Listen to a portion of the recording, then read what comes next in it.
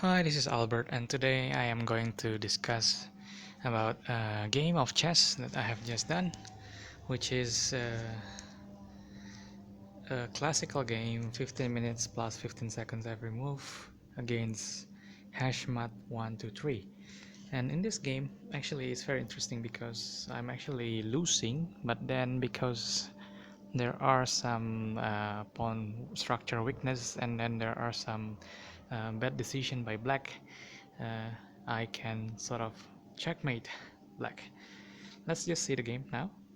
So we open up with e4 and then c5, which is the Sicilian defense. It's continued by knight f3, and then followed by knight c6, trying to gain control of the middle board, the squares, and then c4, followed by e6, and then knight c3, followed by h6. And then what I do is b3, which is trying to open bishop the bishop for black diagonal. And then it's actually said not accurate here because the best move was d4, or more aggressive, probably trying to push and then gain control of the middle squares. But then I just do this because I want to sort of attack the black diagonal of black. And then what happens here is knight f6, then I do d4, which is a mistake because probably because it is I don't know why, but let's just say this is a mistake here. Then c pawn at c takes d4, knight takes d4, and the queen should have moved to a5, but then queen just moved to b6, trying to attack my knight. And what I did here, just pull back my knight to c2 to sort of attack or protect the diagonal where it has just been. What happens here after that? Bishop goes to b4. It's trying to attack to pin the knight at c3, and it's actually quite dangerous. And I just move my bishop to b2, continuing on the control gain of the diagonal for black. Apparently knight takes, and I just move my queen to f3, trying to attack the knight as well as protecting my knight at c3. And black here protects the knight using f5 pawn. So from here I just took the bishop at b4, and then knight took back from here.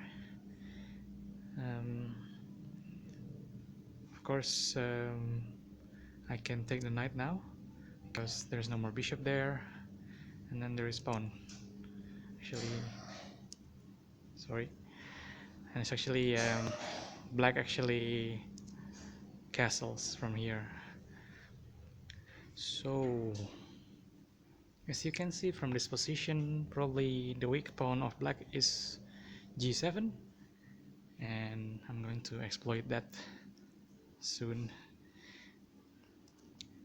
So queen goes to g3, trying to attack the pawn at g7, and the rook protects by moving to f7. And I move my pawn at c4 to c5 to attack the queen, just to annoy black because it can sort of and also actually later on knight can go to d6, probably trying to attack the rook at f7. And then when it moves, I can sort of attack attack the pawn there.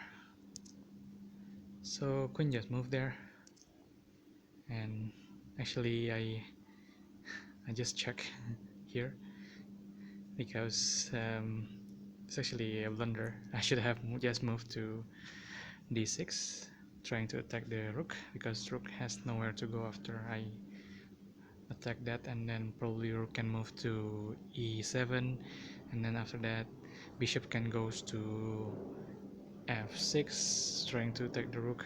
So yeah, but it actually didn't happen quite well. So I actually make a mistake, a lot of mistakes and blunder probably. But then apparently, because the pawn structure of black is actually really bad, I sort of can move around and then can go inside the defense of black. So king actually runs. It goes to h8 instead of taking my rook, my knight. So the rook doesn't take my knight because probably it's thinking of materials shortage or disadvantage after I'm going to take back with my bishop. But by not taking my knight here, it's actually a very bad idea. I mean, because black king is actually under a lot of attack at the moment. There are a lot of attacks directed to there are a lot of pieces of white are directed to black king. So from here I just move my king to d1 because I'm afraid of this cover check, and it's actually not the best move, because I should have just let it go, because it's not really so dangerous threat. It's still manageable, and I believe it's actually c3 was actually a better move here. But then, you know, I made a lot of mistakes and blunders. But then the point of the game is, after queen took c5, I make another mistake, which is I'm actually losing my bishop here. So I just move my knight to to h5, and then queen can check me at c2, and I lost my bishop after that. See,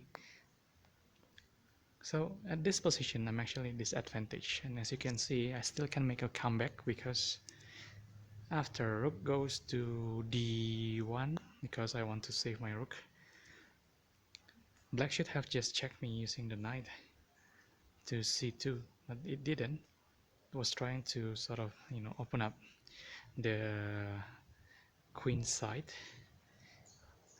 um, the queen side of white. So probably it's trying to advance the pawn or something like that, and it's actually not. It's just too slow to attack me back. So what I did was actually taking advantage of this. I don't want to give up my tempo, so I just moved my bishop to c4, trying to attack the pawn, and then the rook, of course, behind the pawn that it is pointing to. And then pawn goes to d5 here, trying to attack the bishop, but it's actually not a good attack because it's opening a hole. So bishop goes to b5, and then it will go to, after this, it will go to e8, attacking the rook, and the rook has to move. Otherwise, there will be another attack. So it goes to e7, the queen, sorry, the bishop has to move. Bishop goes to g6, and now black king is actually sort of trapped, because it cannot go, it loses one square of escape, which is h7. From here, black continues with, I'm not sure why he moves this a5, but I just go, queen goes to d6. And actually this is a very bad move because it's a mistake, and checkmate is actually now imminent for me, and I will sort of will be mated in 5 moves if black is playing precisely. But then it didn't move its bishop to a a6. It just continues with trying to kick my queen, sorry. So it's a blunder, and then I just do a checkmate. So probably the lesson from this 25 move game is always focus on the attack and do not really do not really think if you are winning material that you are actually already won. But yeah, you have to focus all the pieces into your opponent's king. Thank you for watching. Bye.